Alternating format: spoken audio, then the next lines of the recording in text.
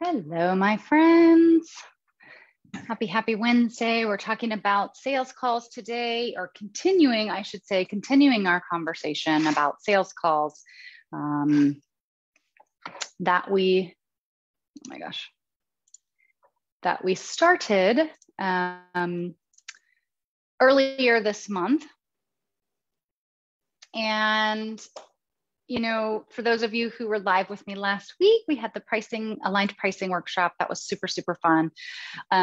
But before and after that workshop last week, we've been talking about sales objections. Today, all of these fun things that really, I think, once you start thinking about sales, you think about your pricing. Once you think about your pricing, you oftentimes will think about sales. So I purposely put all of these topics together.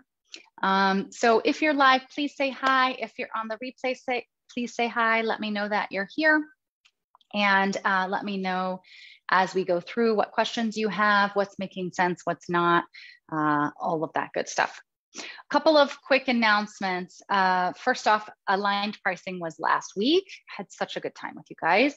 I'm going to leave that up here in the group for probably several weeks, but I do want to bring your attention to it this week because we're going to have a giveaway on Friday of this week. So if you have not yet caught the replays, go ahead, set aside some time this week to watch them, because if you go in and comment on all 3 days, and day 2 had 2 parts because we had a little tech issue, so it doesn't matter as long as you comment on one of day 2, it's fine.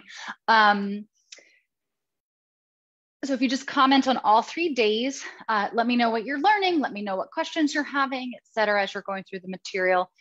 Then anybody who comments all 3 days will be entered to win a free 90-minute coaching session. And I'm really excited to see who gets this. So the idea would be we can hop on a call, spend 90 minutes. It's really like a working session or a full-blown coaching session where we're going to dive into what you've learned in the pricing workshop, where you're stuck, where you're still in process. And I really want to just jump in and help you with whatever I can to help you nail your pricing down, move on to serving your clients and customers, and getting back to what you do best. Because I think pricing is something that a lot of people, it's a really important thing to do and to set your pricing intentionally. And that's what we talked about in those 3 days. And then it's really important to just make the decision and land on something and move on, rather than allowing that, or frankly, any big decision in your business, allowing that to let you spin, allowing that to have you sitting in indecision, or allowing you to spend more time on it than needed, so that you can just get back to your work. So I would love to gift that to you. So if you would like to win that session, like I said, just comment on all 3 days. So that's related to pricing, or the pricing workshop. And then I will leave the replays up in the group for probably the rest of the month in June, until we have our next event, which will be at the end of June, the last Wednesday of June. Okay. The other thing is I have a couple of slots available for coaching. If you're looking for a coach to support you, whether it's related to sales or pricing, or whether you just really want to step more deeply into your CEO role, that's one of the things that I help people do the most and the best. It's really about creating the next level of success for you, but doing that in a way that really honors and supports and takes into account your preferences and your style and what you're really good at, and the way that you need to build your business around your life, not the other way around. So whether we're talking about setting you up with a better schedule, scaling your business for greater income and impact, or just feeling good about the decisions that you're making as a business owner, as a CEO. I was at a meeting and networking event today, and we were talking about how oftentimes people really, really, really love the work that they do, the client-facing part or the creation part. If you're an artist or any sort of creative, I would argue that we're all creatives, that a lot of us really, really love the work that we're doing, but we don't necessarily really love the running a business part, the being a CEO part, the making, sometimes important strategic and sometimes hard to make decisions, because every decision has a trade-off and every decision has an advantage and a disadvantage. Every choice has an advantage and a disadvantage. And so having somebody to bounce ideas off of, having somebody to support you. I don't make decisions for my clients, but having somebody to support you as you go through the decision-making process so that you make the best decision for you, the best decisions for your business at this point in time. That's something that I'm really good at. So if you're looking for someone, hop on a free call with me to talk about working together, to talk about whether we would be a good fit. There's plenty of time and space for you to share with me kind of what's going on in your business. I can tell you how I work with my clients, and we can just see if it's a good fit. No pressure. So I'll put a link in there in the comments here when we wrap for that as well. And it's summer, and I think some people are slowing down and taking lots of vacation, and I think some people are ramping up. So it's an interesting time, I think. Happy June 1st. It's a really, really interesting time to be talking about bringing on new coaching clients. For me, it's a really interesting time, I think, to be talking about sales and pricing, because it's a good thing to sort of revisit these things from time to time. So, anyway, I'm just happy to be here. I really, really love this group. I really love being live with you guys. Okay, so I also want to point out, related to this topic today of sales objections, I did a couple of live streams related to this topic. So I just want to make sure if this is a topic that you're challenged with or that you're really, really focused on improving and working on, which I would argue all of us can, whether you've been in business for 25 years or 25 minutes, I think we could all benefit from continuing to go back to the basics and continuing to improve upon this element of our work. I think sales can feel so yucky and gross and slimy, and some people in our society have made it that way, but it doesn't have to be that way. And that was one of the first things I learned when I started my business, was I did not have to do it in a way that didn't feel good to me. And so that's continued to be something that's really important to me. It's continued to be something that I've looked for. Like, how are these people doing sales in a way that feels good and heart-centered and from a service perspective? So if you missed the weekly live, not last week, but the week before, I think it was May 16th, the week of May 16th. Check that out. It was, I think it was called How to Uplevel Your Sales Calls for More Connections and Conversions. So we talked a lot about being in a space of service. I actually still have my notes here. Being at a space of service, like talking through how to check your shit at the door so you don't come across as needy, how to make an offer that doesn't feel weird and slimy, to do it really clearly and directly and from the heart. So check that out if that's helpful for you, because that's so, I mean, I could just keep going back and repeating the same thing that I said a couple of weeks ago, and I'm going to try to share new content today.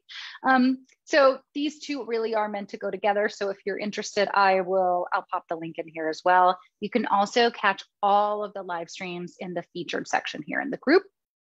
And soon they will be on YouTube, so stay tuned for that. And then we also did one called The Value of a No in Business. And that's actually what I'm going to sort of start off from, this concept of what happens when somebody says no, and how there's a lot of value in having people say no to you. And of course, you saying no to things that don't serve you. So I'll put the link there as well, but I just wanted to point your attention to really those two lives around sales. And then last week I did a 3-day workshop around pricing. So get your free stuff. Okay. So the first thing I want to talk about just briefly, like I said, we've kind of covered this in the other two live streams, but I want to bring this point home because I think it's really important to start this conversation off, because today is specifically not just about sales calls, but it's about sales objections. And I think it's really important to start off with asking yourself a question and getting really clear on the answer. And I'm going to give you a couple of ideas of how you might answer this question for yourself. Around what is a successful sales call for you? What is a successful sales call for me? And again, depending on your business model, you may or may not have actual sales calls. But when you're interacting with a potential client for the purpose of seeing if you can, if you're a service-oriented business, if you see if you can work together, or if you're maybe talking to a potential client to see, let's say that you sell art and you want to help them figure out where they might hang it before they decide to purchase, right? Whatever it is that you're talking to them about, it's all related to whether or not you're making a sale. But I want to get I really want to go back to this concept that I talk about all the time, running your business on your own damn terms. This is about creating your own version of success. So just like we do that for our business and our goals and our financials and sort of the impact that we want to the impact that we want to make in our lives, we also want to do this at sort of seemingly smaller levels of business or around smaller elements of business. And that, I think, still relates to sales objections. So when you're, to sales calls. So when you're looking at sales calls, what is a successful sales call to you? And I think so many times we want to answer, and on the surface, this is not wrong. We want to answer with, well, the person buys my stuff, right? Or they hire me to support their business, whatever it is that you do. And while that's for sure one way that you can have a successful sales call, I would like to offer there are lots of other ways in which you can have a successful sales call. Hint, hint, last week's topic or 2 weeks ago's topic was about creating connections. I think when you can peel away the layers of what sales looks like on the surface, it's really true, authentic sales. Sales from a heart-centered place is simply about building relationships with people, right? And that can happen whether you're like me and you're a coach, and the way to work with me is to hop on a free discovery call with me, to sit down with me for 45 minutes and really dive into what's going on in your business. Here's what I do from a coaching perspective. Let's see if those two come together and make sense for us to work together.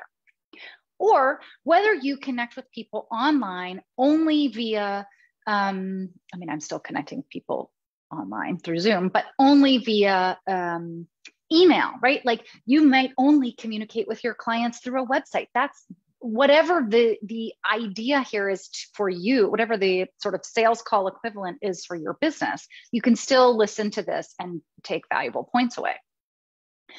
So when we're thinking about what's a successful sales call, yes, making a sale in the moment is amazing, is ideal. And absolutely, we want to hold space for that to be a real possibility. We want to hold space for that to be something that we want. And this is not about not wanting sales. This is not about not wanting to work with people, because we do. We want to work with people. We want to bring people into our world. We want to do the thing that we love to do.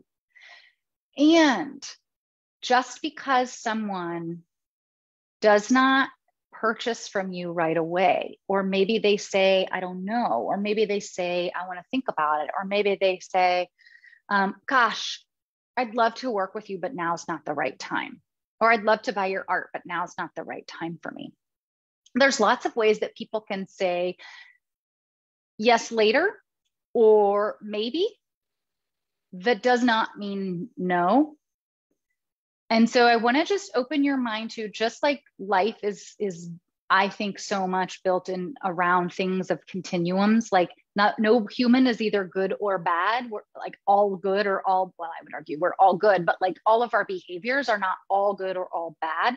We fall in a line of continuum, and sometimes that changes daily, right? Life is not black and white. Business is not black and white. Sales calls are not black and white. So when you approach a sales call from the perspective of they either say yes or no, and I see this a lot of times in the online space. There's been a lot less noise of it lately, but when I first started my business 4 years ago, there was a lot of like, somebody's either a hell no on your sales call, or a hell yes on your sales call. or they're a no, and you move on. And like somebody needs to make a decision about whether they're going to work with you right away in the moment. And I don't think a lot of people don't make their decisions that way. And I don't think that's wrong of them to not be in the moment, right? Like if you're going to buy something big, like a car or a house, or make an investment in someone's business, or you're going to make an investment in your business and hire a business coach, or you're going to buy a piece of art that's going to hang in your living room for a long period of time, it's appropriate. It's great if you're ready to go and make a decision right now, but it's also appropriate to think about it for a period of time, not a year. But also like, actually, that's not even wrong. Like I've had people have a discovery call with me and then hire me a year later. So, and I've done that with people too. So none of that is wrong. And none of that is a no, but it might be a no, not this moment, but maybe later, and later might be tomorrow, and later might be next week, and later might be next month, and later might be next year. And being really, really open to letting go of that time pressure and timing point of when someone buys your thing and when somebody decides to work with you. I think it's really, really, really important. And so what is success for you in a sales call? For me, feel free to steal this. For me, it's about making a connection with someone. Because there's no way I cannot coach every small business in the world. There's not enough hours in the day. I'm also not a perfect fit for every single small business owner out there. So it's okay, and it's in fact realistic, and it's in fact desired for me to have discovery calls where my next deeply connected client, where we have lots of chemistry and I can really support them. It's really great for me to have those people on my discovery calls who also say yes, and then we start working together. And it's also just as great for me to have people on my discovery calls who decide not to work with me, or who I decide they're not the best fit for me, because it's my job to ethically only make an offer to somebody who I really think I can help, or who I can help at the best of my ability, because I only have a few slots available. And I want to make sure that the right, best fit people fill those slots, not just anyone, right? I have to make sure there's a good fit. They have to make sure there's a good fit. And then we go on together. And so if we open up our minds to what success means, if I can make a connection with someone and we can decide together, or one of us decides that it's not a good fit, then we've successfully, I think, successfully done what we've sought out to do, which is we just hopped on a discovery call to see if, that's what I say literally in my marketing, hop on a discovery call with me to see if it's a good fit. Not hop on a discovery call to give me a hell yes or a hell no in the moment, right? Or hop on a discovery call, I'm going to sell you my stuff, right? It's actually irresponsible for me to sell you my thing if I don't think my thing is for you. So if a successful sales call is we hop on a call together, or whatever the equivalent is of that for you or in your business, we hop on a call and we decide whether or not it's a good fit, or we decide to think about it. To me, that's a success. And then I could follow, and I spent a whole live stream talking about no. There's so much value in the people that say no. So like, let's say I really want to work with the person on the other end, and they say, thank you, Laura, but I don't think it's a good fit, or that's not really what I'm looking for right now. Or, you're really focused on mindset as a major component of running a business. And I don't really feel comfortable doing mindset work. So that's not a good fit for me. I can refer them out, but what's really important is we've made a connection. I might be able to tell them, now that I know why it's a no, I might be able to send them to a different coach that would really, really match them if I know someone. So I could really successfully help them without me being the person to, without them hiring me. That's still a success. Or they might be someone who could really help me out, because they may say, I've got a couple of colleagues that I meet with on a regular basis, and we talk about business, and at least one of those people would probably be really suited for you. Now that I have a sense of what you do, and I really have enjoyed this conversation, I'd like to connect you with them, right? Or maybe in a year, somebody says something and it makes them think, oh, that person would be a good fit for Laura. right? So, or somebody says no, but they stay, like in my case, they stay in your Facebook group. They stay on your Instagram page and connect with your Instagram posts. And you'll never know, right? The reason that they like something might mean that somebody else sees it because they liked it, and then that person finds you. So you never know where you're going. And somebody staying in as a member of your audience, or someone staying as a member of your email list, or somebody staying in whatever it is that you offer without ever paying you is also a success. So I want to start off this conversation, even though I've spent 30 minutes on it. Well, I started late.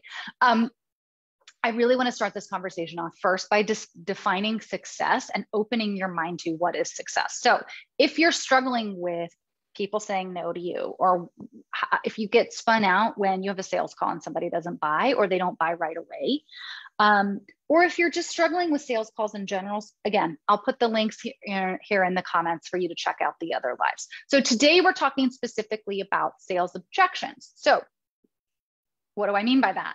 I mean, when somebody hops on a call with you and says no, or says, no, because I can't afford it. We're going to talk about a bunch of these today. No, because I can't afford it. No, because I don't think you're the right fit. No, because it's not the right time. Let me think about it. Let me think about it. Maybe let me think about it. Or, yeah, this sounds really good. I think I'm a yes. And I want to take some time to just finalize my thought process. Or yes, I think I'm a yes, but can we talk about, like, you know, a 20% reduction in fees? Or yes, Laura, I'll use myself as an example. Laura, you like to coach people for 5 months. I have a 1 month and a 5 month program, but could you like slice me in the middle and give me 2 or 3 months? Right? So how are you going to handle those sales objections or those responses when you make an offer? So we're starting with, you've made an offer to someone and this is their response. Okay. So my point today, my intention today is that as you listen to this, you can make some decisions for yourself and your business. So that I'm not a big fan of sales scripts, because I just think it pulls away from the authenticity of it. Creating a connection with someone is so much more important. The energy on those calls is so much more important than anything that you say, or having, you know, people get stuck, I think, around like trying to say things a certain way, a specific way, and to say it right. And it doesn't have to be that way. That's not, you know, you just don't have to live like that if you don't want to. I'm just checking the comments here. Otherwise I look like I'm giving a live stream and I'm looking at my phone. So where was I going? But an objection could be really any response. So we're taking this from the point of, you've gotten on a call with somebody, you've made them an offer, or your website has done this for you, right? Whether you have funnels on Facebook ads or whatever it is, right? Whatever it is, you've made an offer and you're waiting to find out if they're going to say yes, no, or something in between, which is so often something in between. When you can make, this is what I was trying to say, when you can make some, you're never going to be able to plan for every single scenario. Everybody's different and you just have to roll with it and trust yourself. But when you can make some clear strategic decisions, something I talk to my clients all the time, making the big decisions so that you know, so that the smaller decisions are easier to make underneath, that roll up underneath that big decision. So with sales objections, making some clear decisions about strategically what your non-negotiables are, or what you're going to, how you're going to generally respond to various things. When you can have a little bit of a plan, when you can make some decisions, and I'm hoping that this workshop that was last week, that this live stream will help you think some of these things through, then you can walk into your sales calls a little bit more grounded. You can walk into your sales calls a little bit more confident. You can walk into your sales calls a little more clear. So number one, let's start with, I want to think about it. 100%, this is on the path to yes. It could also be on the path to no, but not taking, again, not setting yourself up. I would ask you to open up your mind to defining success for your sales calls, to include somebody thinking about it.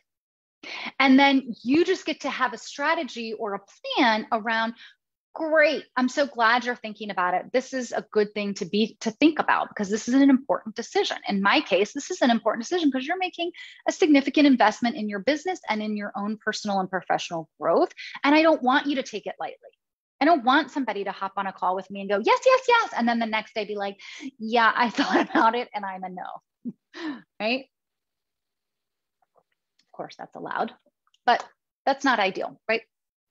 So if somebody wants to think about it, how can you support them in the thinking process? So a couple of thoughts. One is making sure that you have answered any questions they have, asking them in the moment if they have any questions, giving them an opportunity also to, and also again, not having to put everything into one call. Some people have 2 discovery calls with me before they decide to sign up with me. That feels great to me. So giving them some sort of structure and space to both go back and think about it, right? So not like, did I answer any of your questions? I want to make sure I answer all your questions today. Like, yes, of course, if they have more questions today, you can be available for that. But how can you stay in touch with them? That's really the best, I think, most successful thing that you can, the best way that you can make this conversation the most successful at this moment when they're saying they want to think about it. How can you support them in thinking about it? Calling them every day and seeing if they've made a decision is probably not the best way to support them. But how often do you want to follow up with them? You might even, some people ask, when would be a good time to reach back out? I kind of do it based on how I feel. I had somebody I met with about a month ago who said that she was taking some time off in May, most of May off, and she wanted to reconsider this whole coaching potential thing in early June. So I'm only just now reaching out to her, right? Whereas if it had been somebody else, I might have reached out to her after a week. So getting a sense for your business on your follow-up process will make you feel better. Some people like to ask, when would be a good time for me to follow up? Because they may say, oh yeah, we're like going on vacation for the next 3 weeks, so next month would be a good time to follow up. Or I'm going to be, really sitting down and thinking through this, running the numbers and making my decision by the end of the week. Great, then I'll follow up with you by next week if I don't hear from you, right? So you can decide that for your business. But again, if somebody says, I don't know, or not if somebody says, I don't know, if somebody says, I want to think about it, how can you support them through the end of that call and make sure they have the data they need in order to do that thinking about it, right? Do you need to follow up and send them a document? Do you need to answer any more questions on the call? I always like to give people my email address and a link to set up another call so that they can say like, okay, I've thought about it, but I just have 3 more questions. And then they can decide, do they want to email me those questions? Do they want to hop on another call to talk about those questions? Whatever that is, right? I like to give people flexibility. So I can go ahead and follow up with them that day and say, thank you so much. This was a great conversation. I'd love to work with you. Here's the links. Here's how we can, send me an email when you have a question or hop on another call, right? So I'm giving them the support, both verbally and emotionally and like energetically in the moment, but also with a follow-up message, if that's appropriate, to show them how they can get their questions answered, to make sure they have support in that thought process without putting pressure on them. And so thinking that through, so so it's not about being prepared for I don't know and being prepared for no. It's about being prepared in a way that you overarchingly have said, I've decided that success is just making a connection. So I'm open to people making a decision on their own time. And then that helps you, that smaller decision then can be great. When somebody says they want to think about it, this is what I'm going to do, right? And you might even also include in your email, I know a lot of people, about a year ago, I was interviewing OBMs, online business managers, and I remember each of them responded back after our interview with here's a recap of some of the things that I think the important points I wanted to make and reiterate around how we could get started, or, the first 3 things I would do in your business, or my top 3 priorities, or whatever it was. I specifically remember receiving an email from each of them, which also demonstrates their organizational skills, right? Because that's what is really, really important in an OBM. To explain to me, here's a little recap. So some people do that. You might want to do that. Again, it depends on your business and your style. So having a strategy and a plan for I want to think about it, so that when somebody says I want to think about it, you don't kind of look like, oh shit, on the call, right?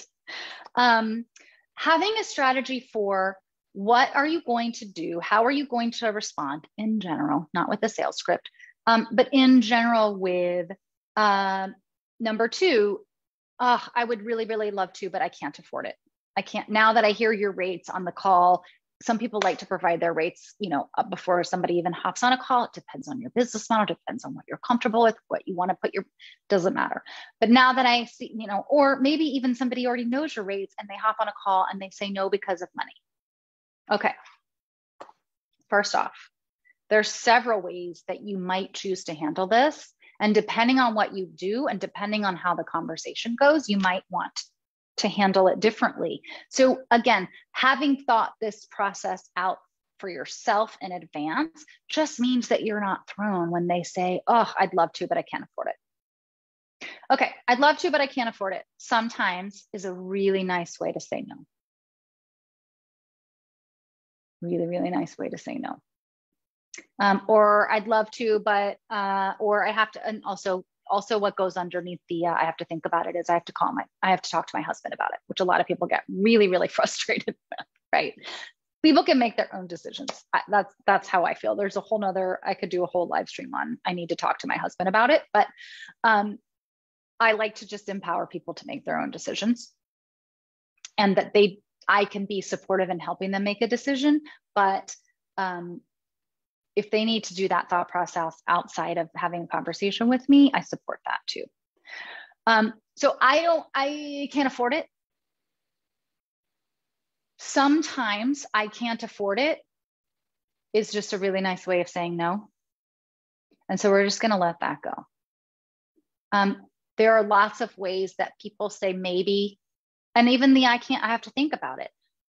That sometimes can be a nice way to say no too. People are not always going to be direct with you. And so letting that go too. But just because somebody says they can't afford it, and go back to the pricing workshop, if you find yourself managing a sales objection, like I can't afford it, or gosh, I need to wait until I make a little bit more money before I come back and hire you. Be really, really clear with yourself about whether or not you are going to be in the business of negotiating your rates in order to manage or navigate a sales objection. In this example, I can't afford it. Oh, okay, I'll give you $1,000 off. Is that your strategy? I argue in the pricing workshop that for most businesses, it depends on your business, right? A lot of car places, that's all about negotiating. But when you go into a car, what do you call it? Dealership, that you're going to negotiate. You're going to have to negotiate, right? So that's a setup, I think, or that's the setup that we all kind of know about, at least in North America.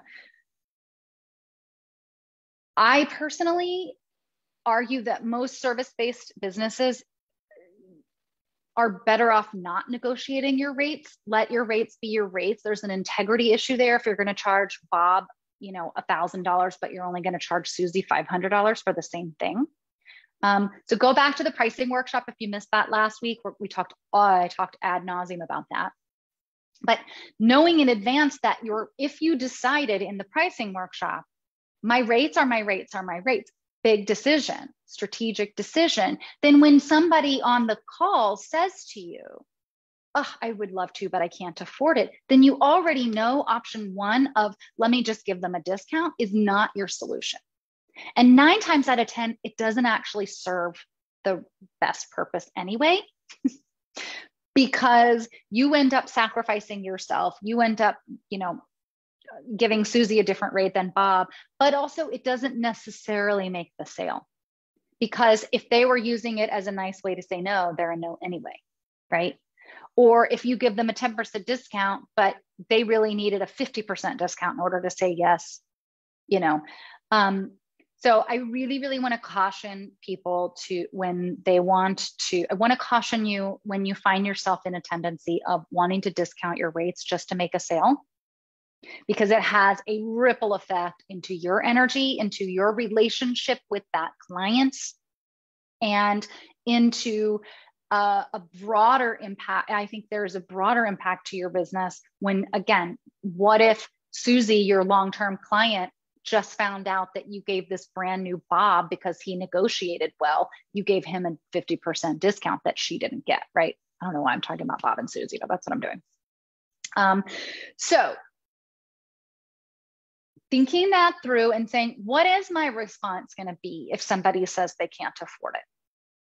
And the answer is going to be different for everybody. But again, that's why I did the pricing workshop last week. If you're not comfortable about your pricing, then it's going to be really hard to sit with that as an objection. And I think it's okay to let that part be comfortable, because it's uncomfortable for them to have to say the words, I can't afford it, or whatever it is that they're saying. But if you stand by your rates and you've done the work, mindset and otherwise, go back to the pricing workshop, and you're clear about your rates, then it's a lot easier to hop on those calls and navigate sales objections and make smaller decisions underneath that overarching decision of, these are my rates. My rates are not negotiable. My rates are the same for everyone. Then when somebody says they can't afford it, you can support them in, great, what you can ask, especially if you're a coach, especially if you help people with money, especially if you help people make money. One thing I might offer is, hey, I understand if you can't afford the 5-month program, but we could get you some coaching inside my 1-month program. We could focus on one thing, or we could set you up with a strategic plan. And that would give you if you could afford 1 month, that would give you the setup and the clarity to move forward in the direction that would get you to eventually be able to join my 5-month program, right? So that's something that I could offer because of the work that I do. It depends on what you do. Again, if you have a sort of a smaller program that's more of a bite-sized chunk, you might want to offer that as a, hey, you have 2 choices, right? And then if they can't even afford the smaller one, then that's just where they are, right? Again, also another way to continue in my example with coaching, another way that I like to do it is saying, hey, look, you can go inside my Facebook group and get lots of free training until you're ready and have the money to come back and dive into next level coaching. So I hope you'll join my Facebook group, right? That supports me in growing my audience. That supports them in getting access to me, the stuff that I offer for free, right? Whatever your freebies are, you might want to make sure they know they have access to them in the meantime. Or if they're just completely off, like they're never going to be comfortable. Maybe they didn't say I can't afford it, but maybe they said, you know what, I'm never going to spend this amount of money on this thing that you do. Maybe you know somebody who does it for cheaper. Maybe you know somebody who, is a beginner at it. Maybe it's okay with them to not bring somebody on like you who this is their like long-term forever magic. And so anyway, point being, there's lots of ways that you might manage that. But when you can think about it in advance, and hopefully I've given you some potential ideas or places that you might take and tweak and adjust for your business, because just because they say it's about the money doesn't mean it's about the money. I had a conversation with a client today, and I know you guys, if you've been in my space for a little while, you've heard me say this before. So often money mindset issues are not about money. Better said, so often money mindset issues are not only about money, right? It could be about money, but it's probably also about how you feel about your own worthiness. It's probably, I'm giving you some examples. It might also be, I should say, might also be about your worthiness. It might also be about whether you think you can get what you want. It might also be about your habits and perspective around surviving versus thriving. If you've always been a survivor and you've always just barely been treading water to keep your head above surface, then you're in a pattern of that. You're in a habit of that. You sort of, you know that you can live like that, but you've just sort of always done it that way, and your brain, your mindset is programmed that way, then, you know, energetically, that's what you're attracting into your space. So whatever it is related to money, it's probably not just about money. And so if somebody's giving you a sales objection that it's just about money, it's probably not just about money.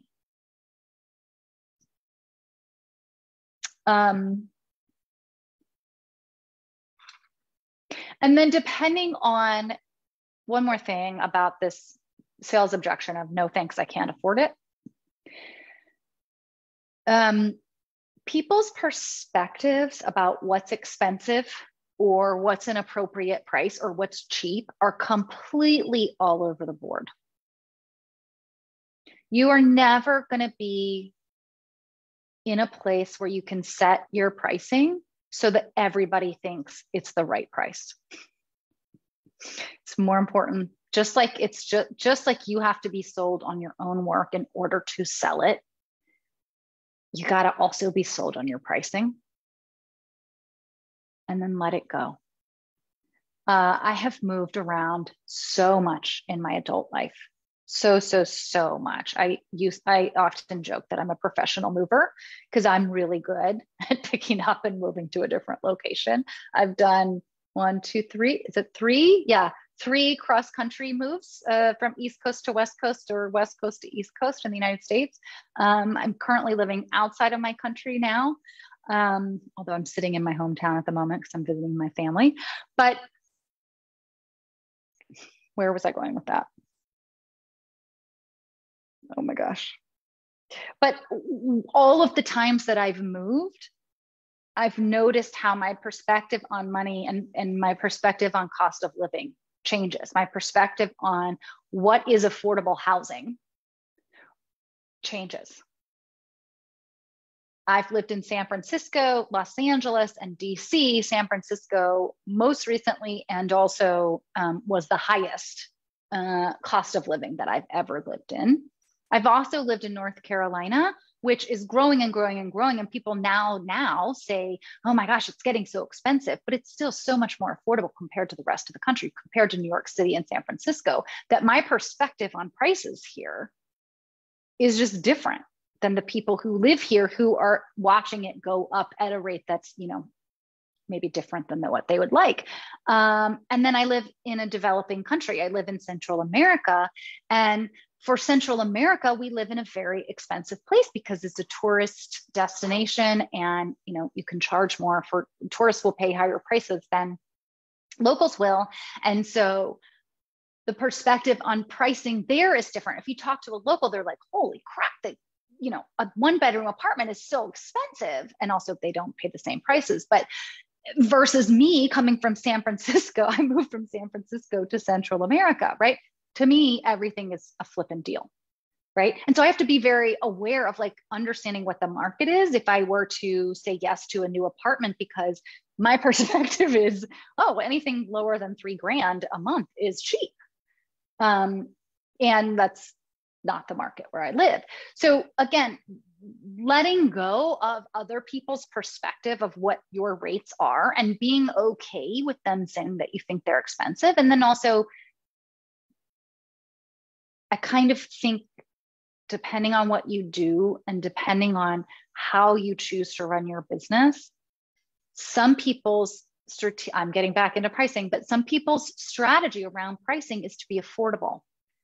That's Walmart, right? Walmart offers, I used to consult to Walmart back in my day, and their strategy is to take that their whole business model and their strategy and their marketing is around, hey, regular person, we're going to buy things in mass so that you can get and negotiate with the vendors to get you a deal so that what you find at Walmart is cheaper than what you would find the same item somewhere else. That is their business model. Not everybody. I don't want to be a Walmart coach. I don't want to be the cheapest, most affordable coach out there, because I only do right now at least one-on-one coaching. And I know that the way that I can serve myself financially, and also the way that I can pay my team, and also the way that I can give really good value to my clients, requires me to have a team, requires me to take care of myself, requires me to only work with a certain amount of people at a time, requires me to keep getting my own coaching, requires me to keep taking my own professional and personal growth and development, right? I get a lot of coaching myself, requires me to do all these things so that I can really serve my clients at the highest level that I'm able to. That needs to come at a price, right? Not because I'm sacrificing myself, but for me to be that good, I have expenses on my end, and I don't really want to be offering cheap services. I think with coaching, in a lot of cases, you get what you pay for, not always, right? But it's one of those, I would like to elevate my rates so that it matches what people are going to think they're going to get and what they are going to get in terms of results, right? So I'm not trying to be a cheap coach. I'm okay if somebody thinks that I'm expensive, whatever that means to them, right? I'm okay if that's an investment, because I also know when you're growing a business, when you're scaling a business, that you're more likely to invest more greatly financially. If you're going to invest financially in your business, you're also going to invest energetically and emotionally in that process, right? If somebody pays me $1 a session for my coaching, they may or may not actually put anything into it, in which case I can't really, they have to be coachable, and then they're not really coachable, and then I can't do my job, and then I can't help them get the results, right? So what's your strategy around pricing? Some people are attempting to be affordable. Walmart's making a lot more money than me, but I'm okay with that. I like what I'm doing. I like what I'm making. I like how I serve my people. And I like that I'm not the cheapest coach out there, but I'm also not the most expensive. Okay, so money. Okay, the other piece around negotiation that I find a lot of people notice is somebody will say, yes, I think I already said this as an example. Yes, I would like to work with you, but I'd like to adjust the offer. You just get to decide if that's something that you want to do or not. Again, so I work with people for 1 month or 5 months. If somebody said, hey, could you just work with me for 3 months? Unless they have something that I feel that, that is like time constraint, I don't really work with people for 3 months. I just know there's something really magical about 5 months. It's also how I structure my year and how I know how many spaces I have available. So I'm willing to have moments of exceptions, but no, I don't think I'm going to be open to working with somebody for 3 months just because they only want to spend 3 months worth of dollars, right? Which is a lot of times what happens. So again, if somebody, this happens a lot. My VAs and my OBMs and my accountants and whoever else uses retainers as like your minimum retainer in working with your clients, right? So let's say I want to hire a VA, but I only want to have them work for 5 hours a month, and their minimum retainer is 10 hours a month. My VAs, I absolutely support you in whatever your retainer is, and it's also appropriate for you once you make that higher level decision for yourself, VAs, whoever it is, right? If you've got a retainer, I also support you in holding that, right? And not negotiating that down, because you probably came up with that for a reason. And maybe you use that, maybe you negotiate down if you're going to use it as a 1 month trial period. Let's see how it works by working together. And then we'll go into my regular retainer rate. That might be okay too. But again, deciding that in the moment when you're on a sales call can feel a little wonky, and it puts you on the spot, versus if you've already just made that decision that it's not about not being flexible, but it's about just knowing that you're clear on your offer and your pricing. And that way, when somebody tries to negotiate you down, that you know what you're willing to do. I have a friend years ago who used to always say with her kids, this is a non-negotiable. Like, dinner's at 5 o'clock. We're not talking about, whether it could be at 6. It's ready at 5. This is mom's non-negotiable, right? So what are your non-negotiables related to your price, related to your retainer, related to your offer, related to the parameters and the structures in your offers, related to how often you work, how often you meet with your clients, right? The details around your offer, a lot of times people will want to make a change. I think in some cases that's okay. And in some cases you just end up sacrificing, which then just creates resentment, then just affects your relationship. And it's a lot harder to move somebody from one agreement to another than it is to just make an agreement that actually serves you in the beginning, which is why we don't just create our offer and our pricing in the moment when we're on a sales call. We create it in advance. We create it by listening to this live stream and making some clear decisions about our pricing and about our sales calls and our non-negotiables and our strategies. Excuse me. So that we don't have to make decisions on the sales call other than, when am I going to follow up with them? Does this person feel like a good fit? Do I want to make them an offer? And just a little bit of a reminder, we talked about this on the sales call live, but also when you can make these decisions in advance for yourself, it really gets you more clear. It really gets you more grounded. It's going to clean up your energy so that you can do what we talked about in the sales call live about checking your shit at the door. Because when you're bringing all your wounded parts and you're bringing all your like, oh shit, they're going to say no if I don't change my rate right now. So what is it going to be, right? And then you're not thinking clearly. You're not making an offer for them, to them that's really going to serve your business, which ultimately in the end, if it's not serving your business or you, and it's creating some sort of sacrifice or uncomfortable compromise, then it's also not in service. In the real truth, it's also not in service of your client or your customer, because the best way that you can serve your client and your customer is to do it in an aligned way that also still works for you. So when you can make all these decisions in advance, A, you can check your shit at the door, but B, you can really get yourself into a space of service, which is what we talked about on the other live.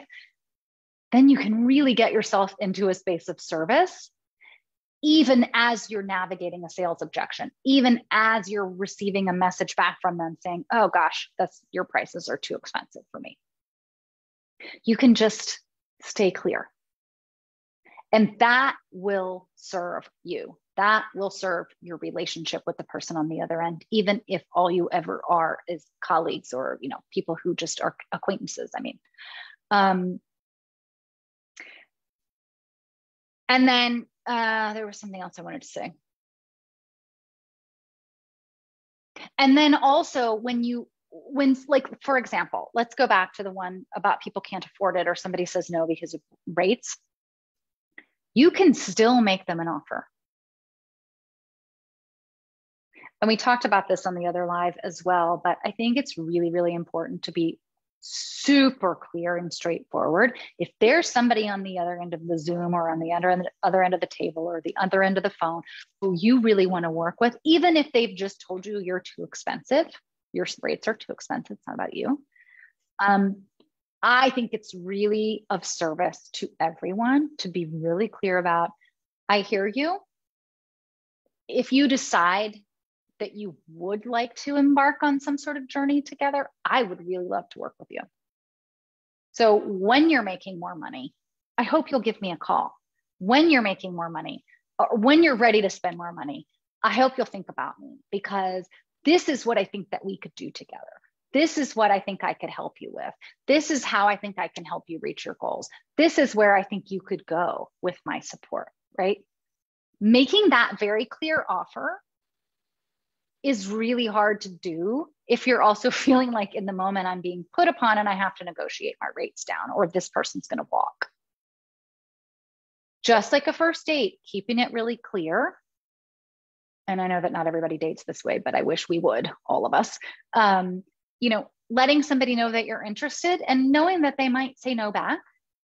But if you don't let them know you're interested and you play it too cool, or you think, well, this is a sales call, so obviously they know I want to make a sale, so I don't need to restate the obvious. Yes, you do need to state the obvious. Hi, I would love to work with you. This is what I would love to work with you on. This is how I work. This is how what my rates are. Would you like to keep exploring this? Giving them that clear offer. Yes, I heard your sales objection. And if this is true, again, if this is not a fit, your responsibility is not to make them an offer, to refer them out or to say, thank you so much. I'm so glad we connected. Have a good day. But if you still want to work with them, it's also still appropriate and it's not needy, but you can do it in a needy space, right? So I could make an offer. Somebody could say I'm too expensive, and then I could make an offer again. And that could be perceived in two different ways, depending on my energy, depending on what's going on in my mindset, depending on what's going on with me emotionally. If I'm already cool, calm, and collected about my pricing, and my prices are my prices are my prices, then it's okay. And you can't throw me when you say, God, I really think you should charge less. That's cool. There are coaches who charge less than me, and I'm perfectly good with that. I still would love to work with you if you change your mind. That's just cool, calm, and clear, right? Like that's just more neutral. Not all the way neutral, because I'm not saying I'm neutral on working with you. But I'm neutral in that wonky space of the sales objection. The sales objection ideally will not throw you because you've just already gotten clear within yourself. Again, and this is almost like at the end of the day, what's a good fit for me, right? Is this the right type of person for me? Are they coachable? Do they already have a business that's sort of got a foundation? Are they somebody that I want to work with?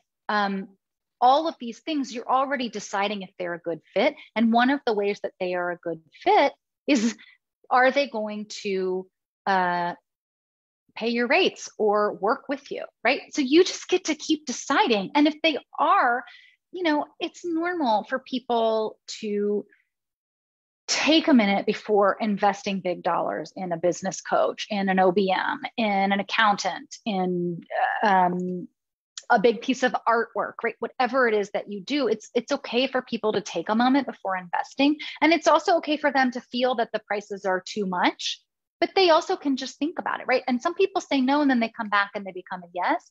Your job is to be clear and to own the decisions that you've made and to just keep repeating them to every single person you're on a call with, to stay clear and calm with every single person you're on a call with, to make a connection with every single person you're on a call with. And the yeses will be yeses and the nos will be nos and everything will be okay. And that's the space to get into. That's the headspace to get into. That's the mindset to get into, which is why I started off with saying that this conversation is about sales objections. But the truth is, it's about you cleaning up your energy. It's about you cleaning up your mindset, not to say that it's messy, but you getting the check the shit at your door so that you can get into a space of service in your sales calls and not being thrown by somebody saying that they want your offer to be different than it is. Right? First date, not being thrown or not taking it personally when someone says, yeah, I only date blondes who have brown eyes. Okay, then I'm not the match for them because I have brown hair and blue-green eyes, right? I'm not going to change my hair color for someone. And I'm not going to wear colored contacts for someone. I love that that's my example, right? But I'm just clear that I have brown hair and blue-green eyes. I'm just clear about that. And I'm cool with it. If I wanted to dye my hair, I would have dyed my hair already. If I wanted to change my eye color, I would have changed my eye color already. If I wanted to change my prices, I would have changed my prices already. So, and to be honest, I think some people will even not work with you because your prices are too low. I've seen that happen too. Because people do think that you get what you pay for. And if people want top notch, if they want the best something, then they're not going to pay something that feels affordable, just to throw that one out there. But this is about you getting clear, grounded in your pricing, in your offers, in the value and the results that you help your clients get, or the value and the results of whatever it is that you're putting out into the world product-wise. And that also just helps you have a cleaner conversation with the person, because then you're just at service. For me, I coach my people. I coach my people on my discovery calls as much as I can. That gives me a chance to just be me and do my thing. It gives them a chance to taste test what I'm about and how I do stuff, how I coach, and what it would really be like to be on a call with them. Because if I make a suggestion or I ask them a question from a coaching perspective and we dive into their mindset for a minute and they're not really open to like coaching is new to them, and they're not really open to like looking at their mindset and to like personal growth, then that's a big component of my work. And that helps me know that they're not a good fit. It also helps them know, right? Okay. Thank you so much for joining me. I hope this was helpful. Please drop me any questions that you have in the comments. Make sure that you check out the aligned pricing workshop from last week. It's all over the Facebook group. You can't miss it. It's pinned to the top of the featured section. Hop on a free discovery call with me if you're interested in coaching. I still have 2 slots available, and I look forward to seeing you next Wednesday, same time, same place. Have a great day.